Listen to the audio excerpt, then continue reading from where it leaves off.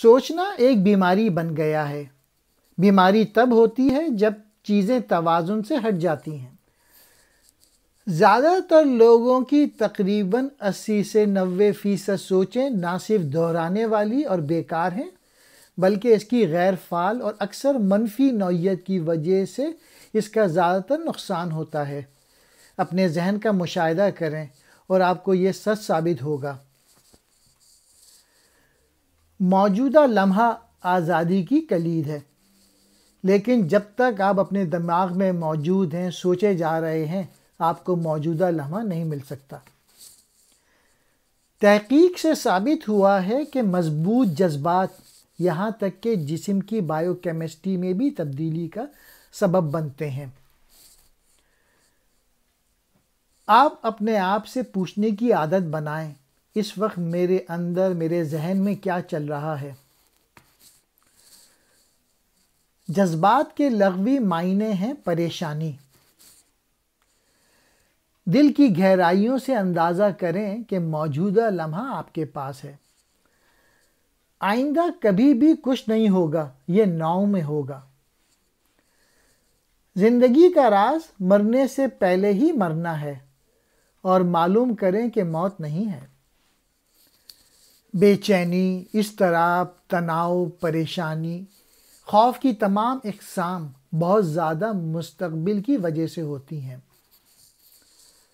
قصور، ندامت، ناراضگی، شکایت، اداسی، تلخی اور ہر طرح کی عدم معافی بہت زیادہ ماضی کی وجہ سے ہوتی ہے۔ خود مشاہدے کے ذریعے اپنی ذہنی جذباتی کیفیت کی نگرانی کرنے کی عادت بنائیں۔ کیا میں اس وقت آرام سے ہوں؟ حقیقت یہ ہے کہ آپ جس چیز کی مخالفت کر رہے ہیں، آپ موجودہ لمحے کو دشمن بنا رہے ہیں۔ آپ اندرونی اور بیرونی کے درمیان ناخوشی، تنازع پیدا کر رہے ہیں۔ اس بات کو یقین بنائیں کہ جسم آرام دہ ہے۔ اپنی آنکھیں بند کریں، کچھ گہری سانسیں لیں، خود کو پیٹ کے نچلے حصے میں سانس لیتے ہوئے مشاہدہ کریں، یہ کس طرح پھیلتا ہے اور کس طرح سانس اندر اور باہر جا رہی ہے۔ حال پر مسلسل توجہ مرکوز کر کے اپنی زندگی کو بہتر بنائیں۔ ماضی پر نادم ہونے یا مستقبل کے بارے میں فکر کرنے میں وقت نہ لگائیں، کیونکہ حال کا تجربہ کرنے میں خوشی پائی جاتی ہے۔ اپنے خیالات کا مشاہدہ کر کے اپنے دماغ کا کنٹرول توڑیں۔ ایکھارٹ ٹولے بتاتے ہیں کہ اپنے آپ کو مکمل طور پہ حال میں زندہ کر کے کس طریقے سے آپ درد سے آزادی کا آغاز اس احساس سے ہو سکتا ہے جب آپ اپنے آپ کو بتائیں کہ you are not the thinker. خوشخبری یہ ہے کہ آپ اپنے دماغ سے خود کو آزاد کر سکتے ہیں۔ یہی واحد حقیقی آزادی ہے۔ ذہن ایک عمدہ آلہ ہے اگر صحیح طریقے سے استعمال کیا جائے۔ غلط استعمال کیا جاتا ہے، یہ بہت تباہ کن ہو جاتا ہے۔ اب کی طاقت، انگلش میں کہتے ہیں پاور آف ناؤ۔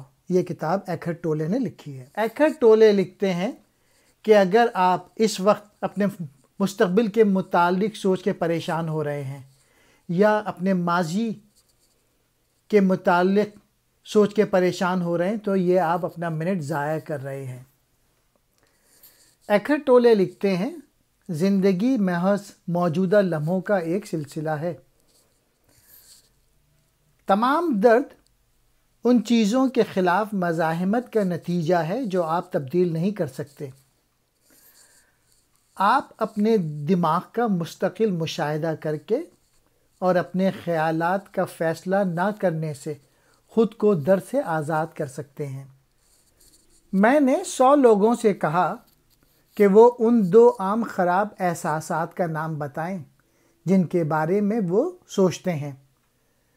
ان میں سے 99 افراد نے کہا افسوس اور اضطراب۔ ایکھارٹ ٹولے کا مین میسج اس کتاب میں یہ ہے، موجودہ کے علاوہ کسی دوسرے لمحے میں رہنا بیکار ہے۔ وہ لکھتے ہیں صرف ایک ہی درد جس کی آپ واقعی تکلیف دیتے ہیں وہی ہے جو آپ نے خود پیدا کیا ہے اپنی سوچوں کے ذریعے۔ وہ لکھتے ہیں آپ کے درد آپ ان چیزوں کے خلاف مزاحمت کا نتیجہ ہے جو آپ تبدیل نہیں کر سکتے۔ ہم مستقبل اور ماضی کے بارے میں بہت کچھ سوچتے ہیں لیکن صرف حال ہی میں زندہ رہ سکتے ہیں، اور اس وجہ سے ان دو چیزوں کو تبدیل کرنے کا کوئی وسیلہ نہیں جس سے ہم نالاں ہیں، یعنی ماضی اور مستقبل۔ تو ہمیں حال میں رہنا چاہیے۔ جب آپ ناراض ہو جاتے ہیں تو غصہ آپ کو عام طور پہ سوچنے اور کم عقلی پر مجبور کرتا ہے، جس کی وجہ سے زیادہ تر خراب صورتحال پیدا ہوتی ہے اور اس طرح زیادہ درد ہوتا ہے۔ لیکن یہ سارا درد آپ کے سر میں ہے۔ آپ کو کس طرح درد سے نجات مل سکتی ہے؟ اپنے آپ سے مستقل طور پہ پوچھیں میری اگلی سوچ کیا ہوگی۔ اپنے خیالات کا فیصلہ کرنا چھوڑ دیں۔ آپ کے دماغ میں مستقل چکرا دینے والے خیالات کو قبول کرنا سیکھیں۔ ذہن ایک طاقتور ٹول ہے جب صحیح استعمال کیا جائے۔ مسئلہ یہ ہے کہ ہم میں سے بیشتر شعوری طور پہ اپنا دماغ استعمال نہیں کرتے، اس کے بجائے ہم مسلسل ذہنی شور اور شناخت کے جھوٹے احساس کے ساتھ ہمارے ذہنوں پہ قابو پا رہے ہیں۔ روشن خیالی یا انلائٹمنٹ کا کیا مطلب ہے؟ سوچ سے بالا تر ہو کے، رائزنگ ابو دا تھاٹس، اس حالت کو روشن خیالی کہتے ہیں۔ آپ اپنے دماغ کو پرسکون کر سکتے ہیں، یعنی آپ اپنا دماغ استعمال کرتے ہیں لیکن اس کے غلام نہیں ہوتے ہیں۔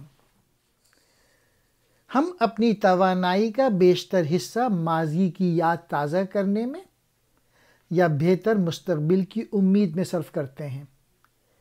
اس عمل میں ہم ناؤ میں نہیں رہتے، یعنی ہم اب میں غائب ہیں۔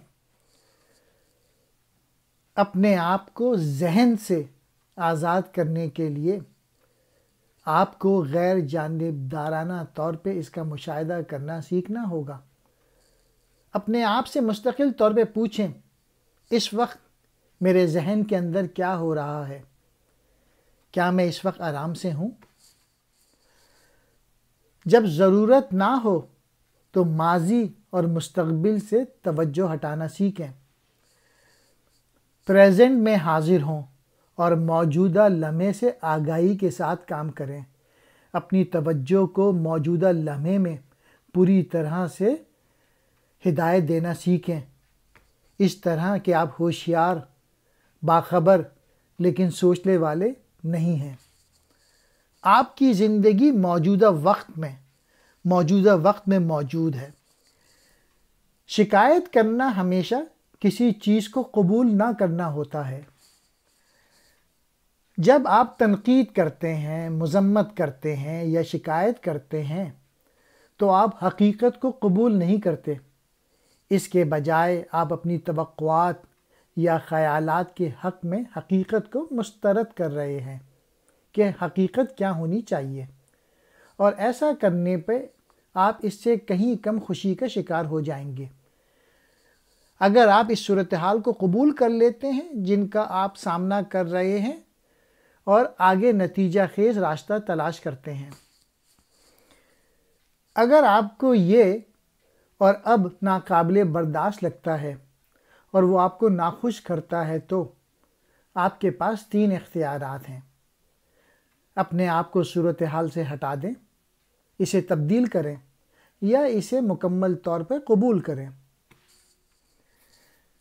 جب تک آپ شدید موجودگی کی حالت میں ہوں، آپ سوچ و فکر سے آزاد ہیں۔ آپ ابھی بھی انتہائی چوکس ہیں۔ زبردستی سوچنا معمول ہے۔ ہم میں سے زیادہ تر اپنا زیادہ تر وقت اپنے سروں میں صرف کرتے ہیں۔ اپنے دماغ کو اپنی زندگی نہیں چلانے دیں۔ اگر آپ ایسا کرتے ہیں تو یہ اندرونی تنازعات اور پریشانیوں سے دوچار ہوگا جو آپ کے تعلقات کو خراب کر دے گا۔ اس کے بجائے اپنے تعلقات کو فروغ پانے کی اجازت دینے کے لیے اندرونی جگہ اور خاموشی پیدا کریں۔ اپنے ساتھی کو قبول کریں۔